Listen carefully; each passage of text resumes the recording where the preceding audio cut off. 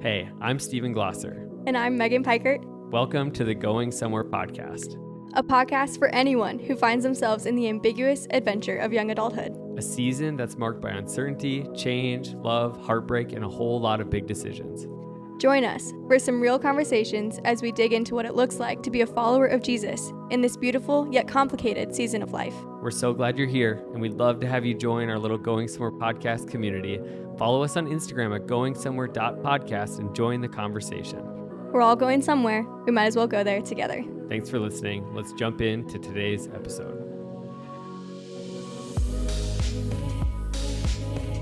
Hey everybody, welcome to episode 97 of the Going Somewhere podcast. We're so glad you're here. And Megan, I'm so glad you're here. Hey, how's it going? Oh, it's going great, but it snowed a ton.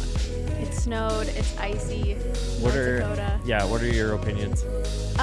My opinions are everyone was sliding everywhere today. But, one of the first snowfalls, so everyone's getting back into how to drive as if we're all 16 and learning all over again. But we hired a company to plow our driveway. So this is our biggest conundrum right now with all of my roommates, because you can't be in the driveway at certain windows of time so that they can plow.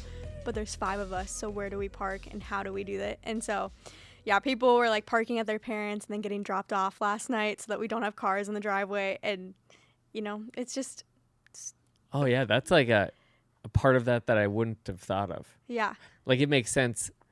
Like, if Taylor and I were to do that, we just have 2 cars to navigate. But yeah, you have 5. Yeah, and then you can't park on the road because plows are coming to plow the roads. So then you'd get snowed in on the side of the road. So anyway, we got it all figured out. I got the garage last night, so that was a win. Didn't have to heat up my car, but that is something to get used to. We're not really sure. And also learned last night that if we live on the corner of our street, and so we are responsible for plowing the city sidewalk, and we will get fined if you don't. And because it's like a bus stop. Yeah. And so, and the plow company won't do that for us. We tried, and they were like, just your driveway.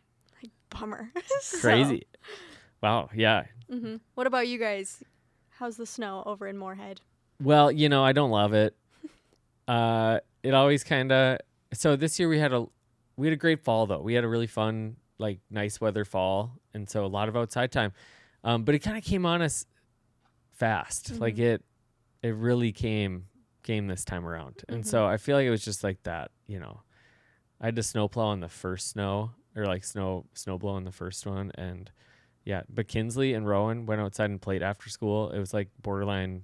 I mean, it wasn't blizzard, but it was like blowing really bad. Mm-hmm. And they were just like, this is the best day ever. So it was like, all right, if you guys like it. But Summit is so much like me. He's just like, I ain't going out there, So, no, it's good. It's good. It is winter. As we're recording this, we have Thanksgiving this weekend. Mm-hmm. It's a good time. It's a great time. Yeah. I'm hoping that we're still going down for Thanksgiving. All of my family texted me and were like, hey, the roads are really bad. I was like, I know, I live here. Like, I'm driving in them. They're terrible. So we're going to commit, I think. But there's a lot of people in the ditch and swerving, so we'll see. Yeah. No, I do think the first snow, kind of everybody forgets. And so there's people that just are continuing going 55, and they're just like cruising. Not on the interstate, but just in town, and they're just cruising. And then there's others that go like 14 because they're like so overcompensating. Mm-hmm. And so it's a good time of year. Mm-hmm. It's a good time. There's a lot of good things going on though, Megan. Mm-hmm. And we've got an exciting one to announce right now. Yeah. What is that? We're so excited because your book is coming out in just a couple months, and that's super exciting. And so we are developing our launch team to launch this book to help, get it in people's hands.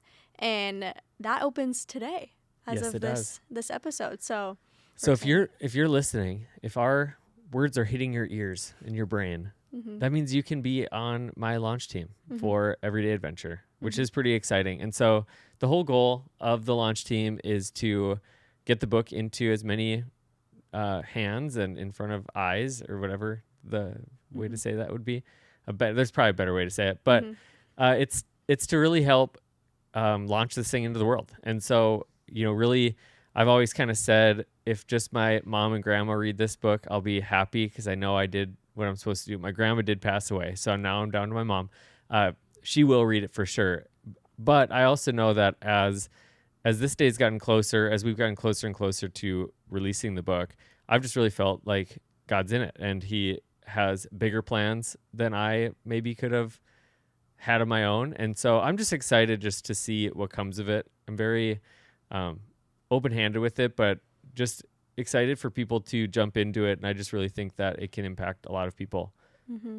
Yeah, we're super pumped. It's going to be really fun, just the lead up and after the release, just getting to celebrate the last 10 years really of this whole journey. But how can people get plugged in? Where can they find updates on the book process? Yeah, so to be on the launch team, all it really means is that you're committing to getting the book when it comes out, to leaving a review, just because that is one recognizes it as a real book and that's something that people want, and so they put it in front of more people. And so leaving a review and then just sharing it, just whatever your cadence of sharing, just throw me in there, and we're gonna have a lot of fun with it.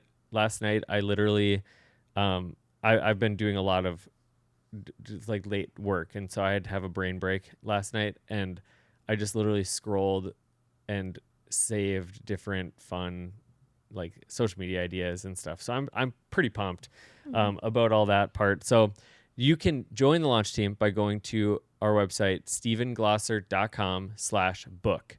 And so if you go to that website, there's a form there. It's a very simple form that you can sign up for. And then from there, we're going to have like a weekly email that comes out. There's going to be a Facebook group. There's going to be a ton of like fun challenges and contests, some based on the book, some just kind of inspire all of us to have fun with this. And so, we got some giveaways that we're going to be giving away like every single week, and it's going to be a party. It's going to be a great time. We've been like plotting and planning, and we had a meeting this weekend, and that felt like very much like a meeting. And now just talking to you about it, I'm like, oh, this is going to be awesome. Yeah, it's feeling real, which is super exciting. So we'd love for you guys to join us. And yeah, just be a part of it. It's going to be a really fun season.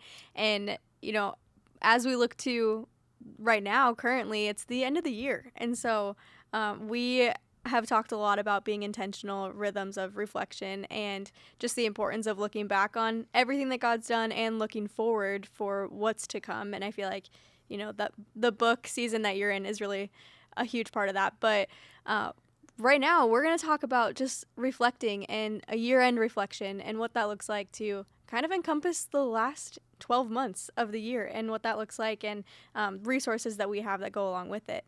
Yeah, this year for me, with the fun, exciting things coming up, with the book coming out February 1st and the launch team launching and all that stuff, I've just like realized how easy it would be to kind of just like almost snowball into next year.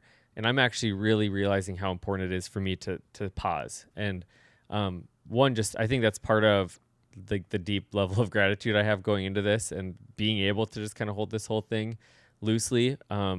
Just the people that have helped get it here and all those things. So I've just realized this year, not maybe more than others, but just how important this is. Like, I can't skip this part. Like, I can't just kind of roll into next year without pausing. And so, this has become a really core thing. And so we're going to be talking about it today from maybe a little bit of a different perspective. We're going to kind of review, we're going to share a little bit of thoughts from our own experiences. We've started this process. We have not fully done our year-end reflection, but we've kind of started it. And so just to kind of give you a taste, we're not going to go through the whole thing, but I do have a free year-end reflection guide. And so the year-end reflection guide is at stevenglosser.com/reflection. And it's also linked in the show notes. And that walks you through like 10 different reflection practices. And so there's a description there. You can follow along with that. So if you're really trying to figure out, okay, what are they talking about? What are the steps? How can I do this? I've tried to create it as easy of a system as possible for you. And so you can go and look at that even during this episode. Yeah, something that I really appreciate about the guide itself is that it's not overwhelming. And I think sometimes I think about reflection and I'm like, oh, there's so much the last 12 months you want me to look back on. But I think the guide really helps navigate and guide you through, okay, let's focus on this area specifically. Let's go to this. And kind of gives it in like bite-sized chunks for you. And so really encourage you to download that to follow along and take some time to actually sit through the guide. And we're going to go a little bit more in depth of what it offers and what we get out of it every year too. Yeah, for sure. So, before kind of jumping into that, just kind of where this all came from. And I just want to get ahead of this. Just kidding. But I obviously did not create Urine Reflection. Like I wasn't the first one to do it or anything like that. And so, but I think for me personally, I kind of stumbled into it. I didn't really expect, when I started this almost 10 years ago, I didn't expect to be like teaching on it and it being something that that people ask me about and that I've done all this work for, because at that time, like I just kind of had an open day. And I remember Taylor and I were, we were house sitting at her aunt's house and uncle's house. And it was like out in the country and Taylor still had to work, but I had a couple days off that she didn't. And it was before we had kids. And, so I think I just kind of was like bored and knew I wanted to do some like reflection and some journaling. I had read a couple different books that had talked about it. And then as I did it, I just kept going. And I'm holding in my hands, you can't see it, but I'm holding that first journal. And so it was a blank journal the day that I got it. And I just started to journal. I just started to write stuff and I started to put like categories on things. And some of those things, some of those activities that I started with are the ones that I'm still using today, that I'm still including in the guide today and stuff. And so when I look back, it's really kind of fun to see just how this has been one of those things that sticks. I've tried a lot of things, Megan, that have not worked, whether that's morning routines or different things when it comes to working out or whatever. But this is one of those rhythms that has really been a staple and has really been impactful. Mm-hmm. I was just reminded of the beginning of the year when you one of your New Year's resolutions was to stretch more. And how's that going for you? Hey, you tease me, but actually I had a low point, but since running. So yeah. That was like in August or something like mm-hmm. that. I actually have been stretching quite a bit. And steam room sauna, I'm kind of the weirdo who does a little bit of that in there. So mm-hmm. That's all right. All rhythms come back around maybe. Yeah, so that's exactly. Good. Exactly. Well, yeah, that's good. For me, reflection, really, I feel like it was something I always wanted to do, but always felt pretty overwhelming of how do I make this an actual consistent rhythm? How do you go into the new year? And there's just so much that happens. And I realized I have always been really big into journaling, writing things down, but I wasn't good at looking back on things. And, kind of once it was written, once a journal was done, it was done, lives in the box in my closet, and I think reflection really kept those more front of mind for me. And it was just a couple years ago. I think this is my third year doing the year end specifically.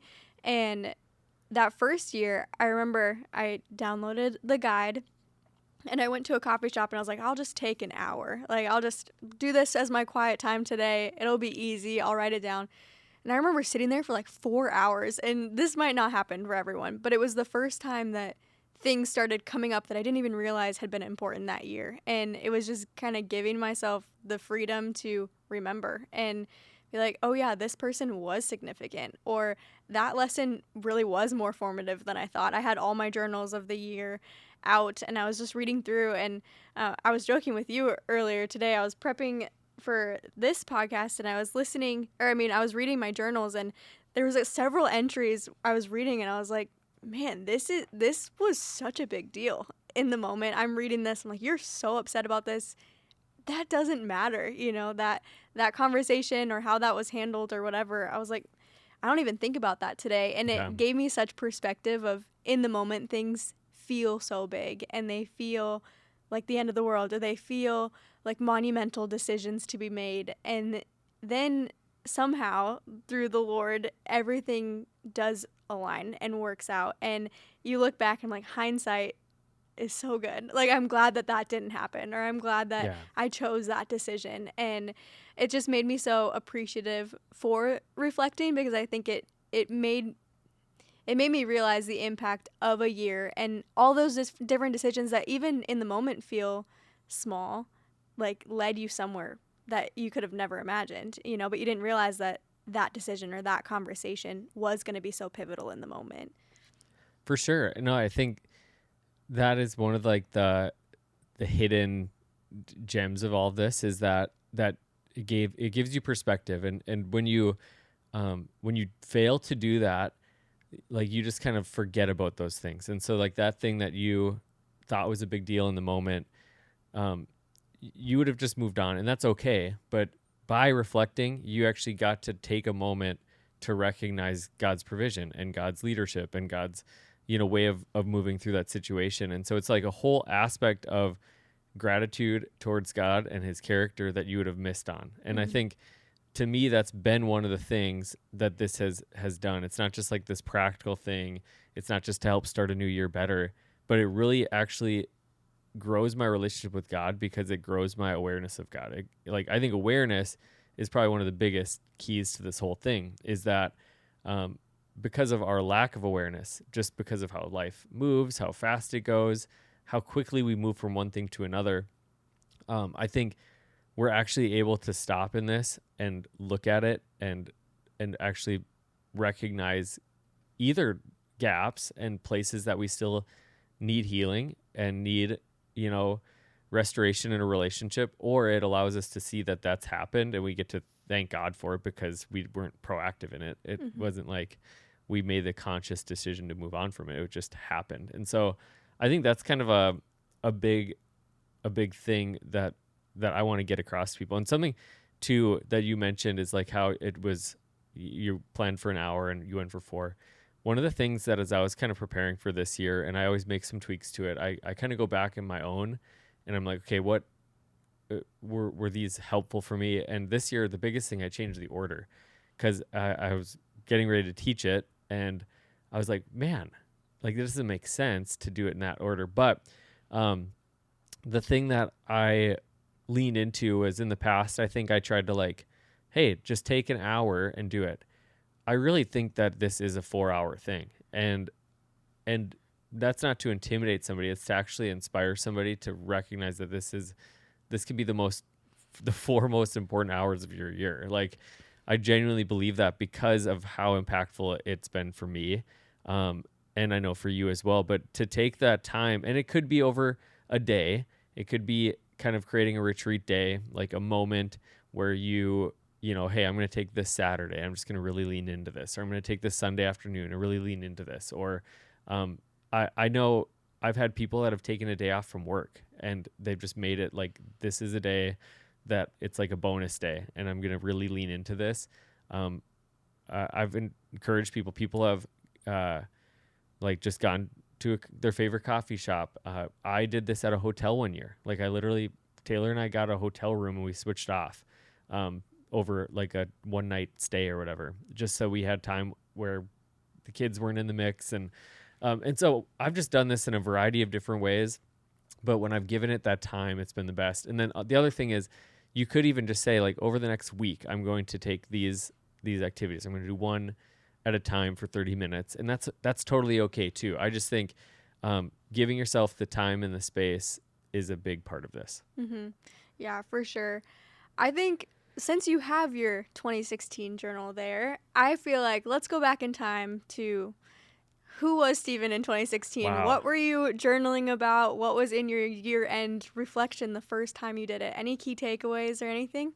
Well, it's so fun. I mean, it really is, because it really is eye-opening to see some of the things that I was struggling with then. So, like, one of the parts of this is challenges, and I wasn't as clear at defining that one in this. I just kind of more so free-flowed and wrote. And one of them was just in a relationship that I was really, really, really struggling with. And I was just like, this wasn't even something I prepared for, but I was just kind of glancing at it while you were asking that question, and it stumbled upon it. And one of the things that I just wrote was just how frustrated I was at this relationship, and I said, if I have looked at the future, if I don't make some changes, that I won't, that this relationship won't be what I desire it to be. Like, it just felt like I was losing it. And so just to see, I'm leaving the specifics out, but we're like 9 years later, and that relationship is like 180, and it's it's at the best place it's been. And so it's just really cool to see that. I wrote a couple things when I was just looking ahead. So part of it is go forward. So as we step into the year, want to do so with intentionality. I wrote, I want 2017 to be the year I learned to dream again, which is just kind of fun to see that some of the things that I'm really stepping into, and I missed some things. I put a goal in here that I was going to write a book or write Everyday Adventure by the end of 2018. It's okay. Let's give myself some by grace. 7 years. That does show like this is something that's been rolling around for a very long time. And so, yeah, I didn't get that part, but it's just really cool to see the fact that like God was waking me up. And I always say it was like 2020, 2019 that really happened. But even just to see like this was a spark in that. Another thing I wrote was I want this year to be a year of firsts. And then I wrote, I feel that this is going to be the year that we try to get pregnant. If it's your will, do it. Fatherhood has always been a major dream of mine. And so wrote that in December, and we had Kinsley that next June. And so that's kind of fun. And I, again, without looking back at this, I wouldn't have remembered that was like on my mind, you know. Another one, we got Kevin that year. And so I wrote, shout out Kevin. He's now almost 16. Kevin's living large still. Yeah, so we got him when he was 6, just a little context. But I wrote, he is so good, which is just not true. And but I did write, like, I love how he dive bombs in the snow, how he waits to eat until we're all around. And then one of the funny ones was that I laughed at how he tried to escape dog school. We would take him to dog school, and he would just like try to duck out because he didn't have a leash. Because there was times where they would like have them walk down, and he was down on an end, and Taylor was the one doing the training, and she was down on the other end, and he just like ran right past her and ran to the exit. It was hilarious. But so just those little moments, those are just a couple of them that jumped out. The word that I chose for that next year was intentional too. So it's kind of fun to look back at that. Mm-hmm. That is so fun. I feel, yeah, that's really sweet. And in the moment, you don't realize how impactful that's now going to be. You know, some of those things, I think that is one of the super cool things about reflecting is like now forever you have a recap of that year. You know, you might not be able to read every journal entry all the time, but you can go back to the year-end reflection and be like, here's the highlights, or here's what stuck out when I looked back on it. And I know one of the funnest parts of the reflection is like scrolling through your camera roll and, you know, what pops up, what are those memories, you know, what's the highlights that stuck out. And I think that helps. I feel like honestly for me helps like memories to stick, you know, a little bit more of, oh yeah, that was the year that I was more intentional with this person, or when that changed, or things like that. And so that's fun to see. Yeah. One of the, we'll kind of talk about it in just a little bit when we kind of talk about our own experiences so far this year. But, you know, one of the things that I've added over the last couple of years is kind of honing in on a few core rhythms, you know. And so I've really said, you know, like 4 to 7, just really what are a few rhythms. And honestly, you could start with 1 or 2 of just what rhythms do I really want to begin this year or prioritize this year. And last year, number 1 was the marriage meeting. And one of the things that we do at the marriage meeting is we go through our highlights and challenges every single month. And so on the back of our big calendar that we take with us to public places, sometimes baristas look at us because we do like Starbucks, and they'll be like, why are you guys walking in with that Mondo calendar? But on the back of that, every single month has our highlights and our challenges. And so even as I've been going through and beginning kind of this process for this year for me, I'm like, oh man, I made my life way easier last year. And so, but yeah, just we've kind of created some tips and some tricks of how you can really jumpstart this. And so, and I think that's part of what I didn't have that first year. That first year, I just sat down with that journal, and I'm grateful I did it that way, honestly, because I think naturally things came out of it of like, oh, this would be easier if I defined this or asked myself this question, and so those are kind of how we got to where we're at now. But now we've kind of created that roadmap for somebody that it's going to be way easier to follow for them. So. Yeah, I mean, I think that hopefully if you're listening, you can hear our heart behind reflection. We're passionate about it. We've seen, how impactful it's been for us, but we also know that this is really for you as the listener too. Like, how can we help you on this journey? And that's where the resource comes in of, okay, let's partner with you. Let's equip you to be able to do this yourself. And so before we jump into why this is beneficial, I mean, what's the problem? What does reflection why is reflection important? What's the problem it's solving? Yeah, I mean, I think, and I've firsthand, but people move fast. And as much as we want to really kind of, I think a lot of people have good intentions at the end of a year, and I think obviously New Year's resolutions are a big deal. But I think sometimes our good intentions aren't good enough. And so because we move so fast, I think we can get overwhelmed. We can become reactive, and we just rarely pause long enough to pay attention to our lives and to pay attention. And so I think the problem is lack of awareness. Like, I think the problem is we get almost so kind of into not where we're at in a sense, but like today's problems, like we're dealing with stuff today. So between now and the end of the year, I've got some things that I'm doing that are fun and proactive, but also there's challenges ahead, and there's holidays to navigate with family, and there's a lot going on. And so I think it's easy for me to look ahead now for this next month and go like, oh, it's way easier for me not to stop and not to pause and not to take a moment to really reflect. And so I think that's the problem, is people just are moving so fast that they don't think they have the time, like that they don't think they have the bandwidth or the margin to create this intentionality. And I've just learned, like, if you don't have that time, you need it actually more. But what do you think kind of the problem is? Like, why do we do this? Yeah, I mean, I think you hit it as far as what I would think it is too. It's just people don't want to stop in order to be proactive. It's like whenever you start something new, you have to start at the beginning. And I think we are so, like, I feel like we thrive on being busy. Like, I think people like it. I think people like moving fast. People like speeding, like driving. And I think it's just so ingrained in our culture to, like, hustle and to work as hard as you can. And it's so against culture to pause, to rest. And I think it has a very negative connotation sometimes that, like, oh, you took a day off work to do nothing, like, or to journal, and like you weren't doing something.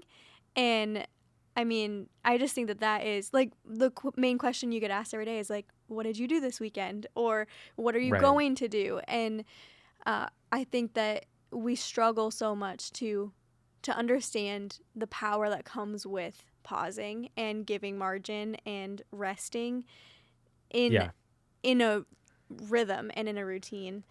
Yeah, I think there's two sides to the coin. I think there is that rush, that too fast. And I'm not even talking about just like go-getters. It's just the natural flow of culture in and of itself. Like there's something else happening. And then I think on the other side of it, there's something that is called acedia. And this idea of, it's almost like faux rest. It's like laziness, and it's almost like, we can almost just kind of drift and get into this place where we drift without meaning and without purpose. And I think there's some people listening today that's part of why they're not doing this, is because they just are existing. And I'm not blaming somebody or calling them out in a way. I'm just recognizing that might be you today, is that you're listening to this and you're just kind of like, meh, and I just think that that God can really wake some things up, and God can kind of bring some purpose and joy back, and not just through this, but I think he can help identify where we got off the tracks, and he can help us identify, you know, the cause of some of these things, and he can begin to bring healing in this. And I think this can be a really powerful time for that person as well.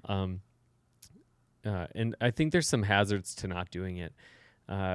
Like I think just one is just repeating the same patterns, is just continuing, you know, just the idea of new year, same struggles, new you, same you, or new year, same you. Like, just because the calendar changes doesn't mean you automatically change. And I think that's why I have beef with New Year's resolutions, because unless you address like the person that's setting them, it's all like a pointless effort, you know? And so this really addresses who you are as a person, you know, and becoming that person God has called you to be. What are some of the other hazards for not doing this?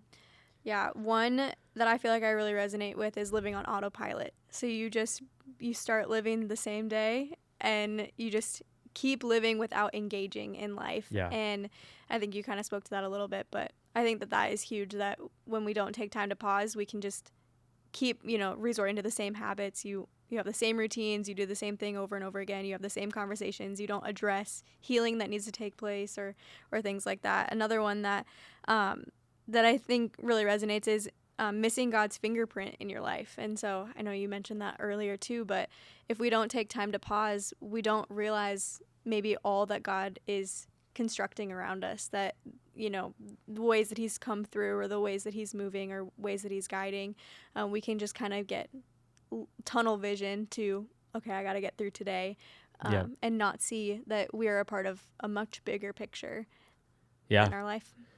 Yeah, I think another thing is just we can carry emotional weight into a new year that we don't have to. And, you know, there's a way station kind of just outside Moorhead where trucks have to pull off to the side of the road, and it's mandatory. And so my friends that either drive truck or they haul for like farming purposes, one of my friends talked about how he missed that one time, and he got pulled over, and, you know, for bypassing it, and it was a huge fine for the company he was driving for. And I just think sometimes for us it's that same way. Like the end of the year kind of creates that off ramp where it's a way station that we can go to and actually recognize, like, oh, we're carrying more than we're supposed to. Like, we are over capacity of what is allowed on the road. And it kind of creates that spot, because if we just go by, it will just continue to lead to greater problems. I think just feeling scattered and directionless is another thing. It's just, again, this is a place to kind of gather everything and just to put it in front of you and to look at that next year, but also to look at the previous year, and just to kind of have it all in one spot and just go like, okay, you know, I think every time I do this, I recognize like God is nearer than I thought he was, that I'm better off than I thought I was, that like the people that God has put people in my life that I've missed, and I get to see him again. And so I just leave refreshed every time I do this. Yeah, that's good. I know that we haven't done a full deep dive into our year-end reflection yet, but we've started. And so we've kind of done 3 of the categories of the reflection, at least part of the way. And so for you, who's your people of the year? Who gets the hot seat for you this year? For sure. So again, that reflection guide has all of these, the highlights, the challenges, everything. But we just decided, instead of like walking through all of them, just to kind of give you a little bit of a glimpse. And so people of the year is one of them. It really is just a place to identify like the blessing of relationship in our life and community. You know, Taylor is one of my people of the year, and not, she kind of is every year, but this year I just feel like the reason because sometimes I would just leave her off, not for the sake of anything other than just like, she gets it every year. Yeah. But just like the marriage meeting, the connection that we've built and the teamwork and all those fun things. You know, Ryan Ham, just one of my good friends, but he's the one who designed the cover of my book, and he's wrapping that up. And through that process, we've just hung out a lot more. And I wish it wouldn't have taken like a project to do that, but just to be with him. And so there's been times that it's like very business related, and then, but just the joy of that friendship and just having him in my life has been a great reminder.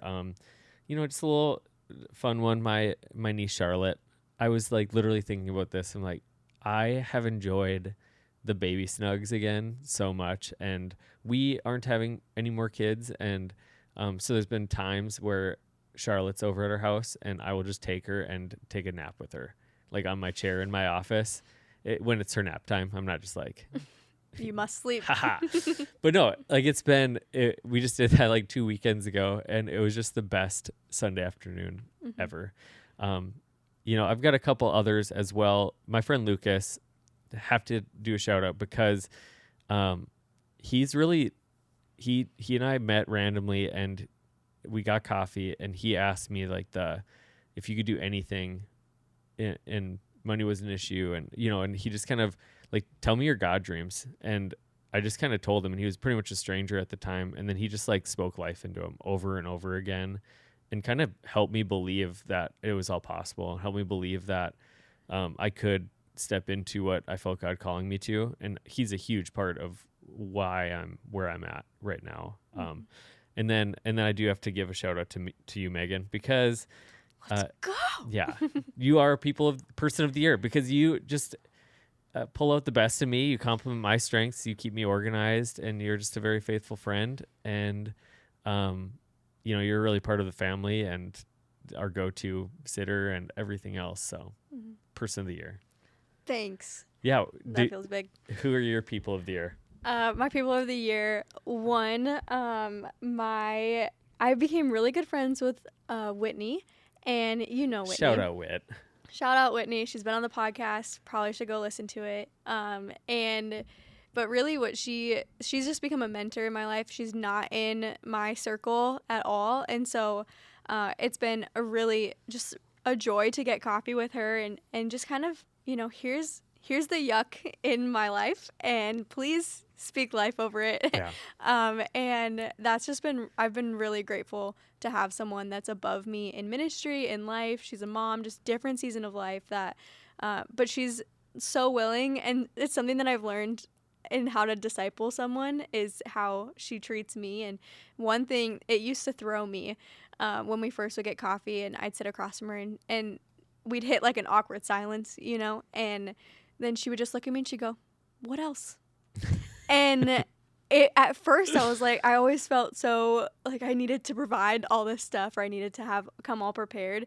But really, I think what it just taught me, like, that like she's just so available. Like, what else do you want to talk about? I'm here until you want to be done, And Right. It was always on my terms. Like, okay, I'm good. I think I've got it all out. And so I just really appreciate her. Another one is my friend Nefemi. She has just been such a joy to get to know even deeper. She's in my life group, and that's kind of how we got connected. But I think when I moved back to Fargo, all of my friends that I had all left. And so I had really great friendships, but no one in person. And Nefemi's just really taught me like the joy of having a close friend again, and, hanging out for movie nights and all that stuff. And so just the joy that can happen in like simple friendships, and the importance of having in-person connection too. So she's been really sweet. And then you shouted out your niece, and then that made me think of my nephew, Drew, who I FaceTime my sister several times a day. No shame about it. But Drew is my sister's son, and he's 2. And It is, the most pure level of joy when he sees that I'm on FaceTime. And I will reign as the supreme aunt for his entire life. I'm committed to that role. But that has been so sweet to like see someone love so unconditionally, and he doesn't really know me, doesn't really know, but he's so excited. And I think that has shown me just like how I'm excited for other people and what that looks like to just love unconditionally, despite maybe not being in person. I don't see him that often. And then the last one that came to mind was actually Kinsley. So shout out Kinsley. And a specific memory, for her and why she's been so impactful is because this just really stuck. But it was this summer, we were on a walk, and she was picking flowers. She was making a bouquet to bring home, and so she went on the grass to pick some flowers, and she picked like 3, and then she goes to this one and she stops and she goes, "You're not ready yet." And then she just walks and keeps going. And it just, for some reason, just hit me in my chest. And I was like, oh, what a joy to be able to see the beauty and the potential in anything. You know, like that flower wasn't ready yet. And so she's just taught me so much. She's like 7, right? Mm-hmm. And she's become one of just like the most impactful people to experience joy and humor. But also, like, yeah, it's just kids are so much wiser than we give them credit for, and they don't even realize it sometimes. And so your children have been such a blessing for me this year. That's I learned so awesome. much from them. It's been fun. I love that. I think just hearing you talk about it and just sharing my own thoughts, it just kind of reminds me again of, like, this was stretching when I kind of started this part of it.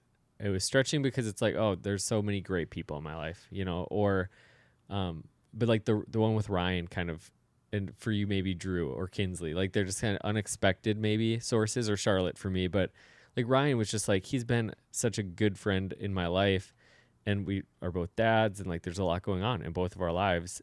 And so this just kind of joy of like having a reason to spend more consistent time together. Just realizing like, yeah, there's been this project in part of it, and you know, all that stuff, but at the same time, just like the joy of being with him, like sitting with him, has just been a ton of fun. We're only going to do one more kind of example because I think it's just more important. The reason we're doing this is to kind of give you a picture of like what it can look like, but also the obvious benefits of it, like me just saying those names and all that.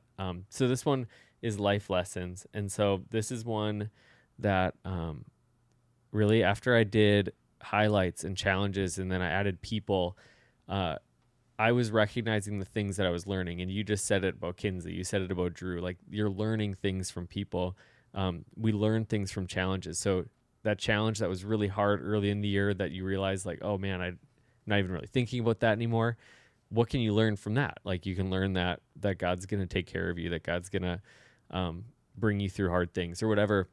And so I've kind of done this as like a curriculum, you know, like I like to stop and write out lessons that I've learned as if I'm going to hand them to somebody else. And so what are some of the lessons that you've learned this year?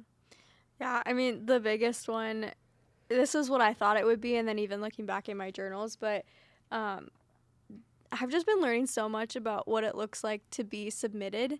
And it's a very Christian answer to a life lesson, but you know, we hear it all the time in different ways of what it looks like to be submitted. But I realized I used to think that submission was a lot about like discipline and a lot about, you know, what am I doing that, you know, what are my actions and my behaviors? And I think this past year has been learning so much about like the heart posture behind all of that. And I was just, I read 1st and 2nd Peter for like the first 6 months of the year. It was all I was reading in the Bible, and that entire book is about submission, whether it's like submit to authority, submit to Christ, submit every word. It's like even practice hospitality is one of the verses, and I was like, what does that mean? Or it's like, it's humble hospitality, I think is the language. I'm like, what does that mean? You know, like that's being submitted to the people in your home. And so it's been a really interesting lesson to learn of like, what is my heart posture behind things? The verse that kept coming back all year was, rid yourself of all malice and all deceit, hypocrisy, envy, and slander of every kind. And I think really in order to rid yourself of that is submitting, is like every time you feel those ways, like resurrendering it and fleeing from that in order to experience all God has for you. And with that, the other lesson that kind of goes along with it was trusting the Lord, and in such a different way, instead of like, you know, trusting him to come through and like, oh yeah, you'll deliver on your promises, yeah, all of that stuff, but really like learning trust that like, if I only knew everything that God knew, like I would never doubt, you know, like he has such good plans. And and I might not know like all the good that's going to get there, but like he is a reliable God, and he, you know, fulfills his word. That several months for sure of just that, you know, there's like I can have full trust that he will deliver, and be true to his character. You know, Yeah. he is who he says he is. And that's been really sweet to just kind of get that refined in my life this year. So, what about for you though? What were the lessons that kind of maybe stick out? Yeah, just a couple. One is fight for and prioritize one rhythm that fuels many others. Like just that idea of what we learned from the marriage meeting rhythm is just like that has impacted our date nights or like our just our dating, and it's impacted our parenting in the sense that we've just gotten, one of the things we identified through that was just like we desired an increased intentionality around spiritual things with our kids, you know, like reading the Bible and doing devotionals and stuff like that. And so it kind of jump started that. It kind of really held us accountable to some of the fitness and like health type things, and to some of the other like business things. Like Taylor started her cleaning business, and so us just having a place to talk about that. Another one is to find unique ways to add value in every situation, and part of that one being like I've been in situations this year specifically that I felt like out of place, and not in like a, I think the past, you know, 10 years ago, 5 years ago, I would have felt like an imposter. I would have tried to overcompensate. I would have tried to do something that wasn't me because I was like, oh, I need to belong here. And I think what I learned this year in some of those situations is like, oh man, God has wired me in a way that I can serve today. Like right now, there's something I can do to add value that only I can do. And being in those situations, it's been really cool. Whether that's being in just I went to the prison with Mike Bloom last week. It's like, I'm not here to be Mike Bloom. I'm not here to rap. I'm not here to connect on any other level other than just like, I love these people and I know I can teach the Bible in a practical way to help them understand it better. And so it just like freed me up to be me in that moment. And so I think that's another big one. And then, you know, another one that I'm learning, I would say, is find ways to include others from the start. And what I mean by that is a lot of the just kind of, whether it's reflection stuff, book stuff, a lot of it's been kind of solo journeys to an extent. Like and it has to be to an extent. I don't have money, you know, like I don't have, I'm not, yeah. Like for the last couple of years, I haven't made a single dollar on anything like that. And so it's like, not like I can just pay people, but what I learned, even just filming the reflection course recently, was how big of a void that felt of just doing that by myself. And I don't regret doing it that way. I had kind of last ditch effort. It all came together really fast, and I reached out to somebody to come and they couldn't. But that wasn't like a, oh, poor me moment. It was just more of like a, oh man, I want to build this in a way that I can bring people with, and that we can use our gifts and encourage each other and stuff. Because it was a pretty long day, and so I just think that's just one that I'm currently learning that I'm gonna bring with me in the future for sure. Mm-hmm. Yeah. So those are just a couple examples of what's in the guide. Obviously, there's way more to it. There's challenges. There's gratitude lists. You know, people of the year, and this isn't the extent of what we had in these categories either. You know, we could spend a lot of time on each of them. But let's talk about the course a little bit. So why did you develop it? Why are you creating it? And what do you hope that it achieves? Yeah. And so along with the free guide that I've been doing for the last few years, this year I decided to make it into a course. And part of that was because I've always had really fun conversations with people that are doing it.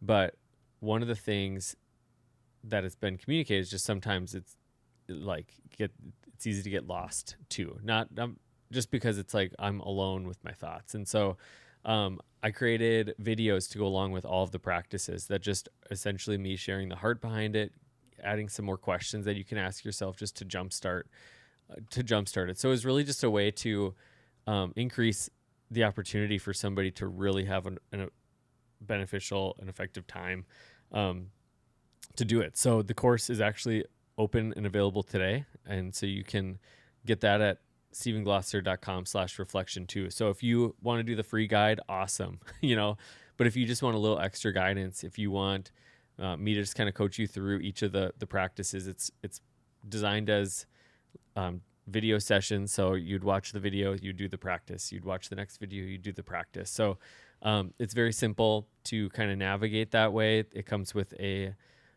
guide, like a 40+ page guide that if you wanted to do the reflection in there, there's space for that. So that's kind of the heart behind it. This has been such a core to me. And I know a lot of people have gone through the free guide that really it was like, man, how can I increase that? And taking that guide and doing more with it is one thing, but also this is a way that somebody can really have like a powerful retreat experience with this. Mm-hmm. Yeah, that's awesome. I wish I could just do it with a bunch of people all the time and just be like, hey, let's just do all your urine reflection together. And it's kind of a way to do that. Mm-hmm. Yeah, that's so true. And I mean, so you took a day and you had a video shoot solo at an Airbnb of a friend of yours, friend of both of ours, that they own this Airbnb, and they gave you a day. What was the day like? Take us on a journey. How did it go? You want the behind the scenes? I want the behind the scenes. What's the cut footage? So like I said, it all came together really fast. Tyler and Mary Brandwright, they have the Northwoods A-frame and tiny cabins, one of the most beautiful properties in all of Minnesota. Like literally, I think it's like voted that.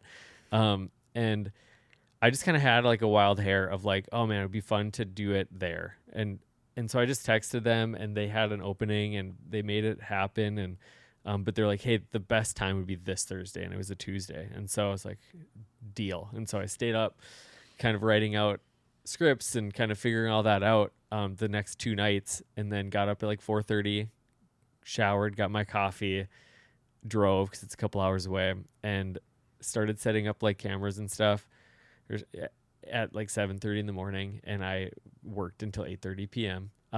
Part of that's because I'm not like an expert in cameras and audio. You will realize that I needed some help on that part, but it was a very difficult day. Not because it was just like, if you've ever tried to record yourself and you just have to move things around often, and then I did use a teleprompter because I haven't done that before. Just because it was like, all right, these are 5-minute like videos, and so I could try to do as much from memory, but I wanted to share certain things. So it was the first time using that though, and that was a mistake to do this on the first time. Like the speed of reading, it was a day, but I've been editing it, and I'm like, okay, this is still great. Like I'm very grateful. I felt like leaving that, I felt pretty discouraged because like, oh man, this was a hard day. But being able to edit it almost was like I forgot about all of that stuff because the meat is there. Like the stuff that I was hoping for is there. So do you feel like you have a new appreciation for all the influencers that like do like a day in my life and they set up and they move their cameras? Or I think about that every time I see a video of someone like leaving their apartment and they close the door, and then I'm just like, you're gonna have to go back in and grab your phone. I've done one video like that from when I did my writing retreat. I've done one video like that. Maybe I'll do more because I think they're so fun to watch. Like they're very engaging. Like I've got like dad influencers on my Instagram right now, and I think it's great. Like I'm like, oh, that's cool. I like what they're doing. Not the video part, but just like their life. But yeah, I do have a greater appreciation. It is, it's a lot. It's a lot of work. You'll see in the course, I recorded in multiple places. The Airbnb is beautiful. There's this art room in the basement. It's just awesome. Like it's an awesome place. So going into it, I was like, oh man, I want to maximize this place. I want to do these sessions here and do these sessions here. So I did like 4 different spots for sessions. In hindsight, I wish I would have just stayed in one place and recorded all of it and then just did fun B-roll video and all that stuff, because the hard part was setting it up, and then I had to get B-roll for all those places, or try to. And I don't even know if I'm going to Yeah. Who knows? Yeah. So that's a little bit of behind the scenes. It was a challenging day, but it went well in the sense that it happened. And I'm very grateful that it did. Like, that was an idea that I had probably last December. It was just like, I don't have the ability to get it done before the end of this year. And if you didn't know, Year in Reflection is a very tight window of relevance. Yeah. And so, Yeah. I just, it was November, early November, and I was like, I think I want to do it this year. I don't want to wait another year. I felt like, again, it was something that I think can help a lot of people. Mm-hmm. Yeah. So what can people find within the course itself? Yeah. There's 13 guided sessions, all around 5 minutes. There's 10 practices, but then a few kind of like on the front end, and then kind of a next steps session as well to kind of give you some handlebars leaving that. There's a bonus session for our book nerds called Year in Books, where I always just take time to reflect on all the books that I read throughout the year. There's bonus questions. So the guide just has kind of a description and just kind of a general overview of what that activity is like. This is really me sharing examples, but also some other questions that can kind of help jumpstart the process. It's got the complete 40-page workbook, which was actually super fun to make. And then, yeah, it's just kind of designed to be a guided personal retreat. So there's quite a bit in there. So I'm excited about it.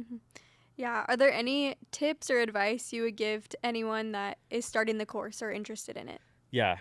First is to schedule at least 4 hours, to make it a retreat day, to carve off that time. And I think the biggest thing, or just the guide or the course, just like schedule it, put it on your calendar, and make it like an appointment you stick to. Bringing your journals, your calendars, your photos, all of that stuff. Doing it in a meaningful location, somewhere that it's distraction free. The more you want to be in that place, the better that experience is going to be.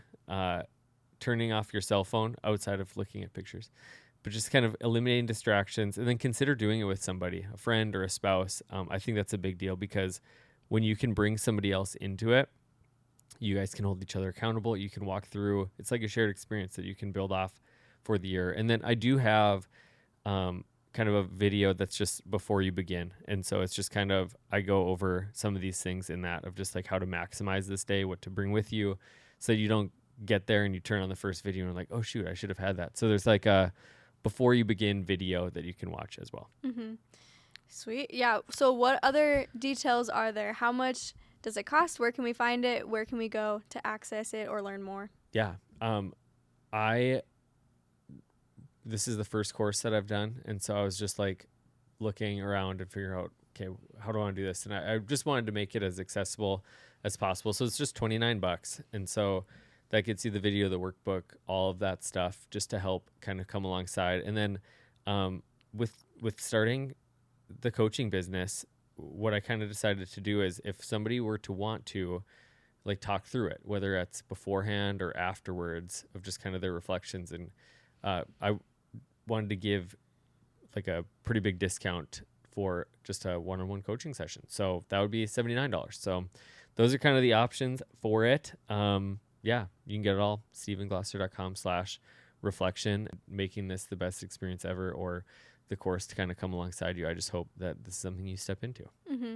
Yeah, I think for us, we've seen just the impact that reflection has had on us. And so even if it's maybe not the course, but it's the free guide, we want to get it in your hands, get you started on this path, and just developing that rhythm, exercising that muscle a little bit, so it can become more of a routine and you can be intentional going into 2026. Yeah, absolutely. So hope you take a step into it. Hope you really,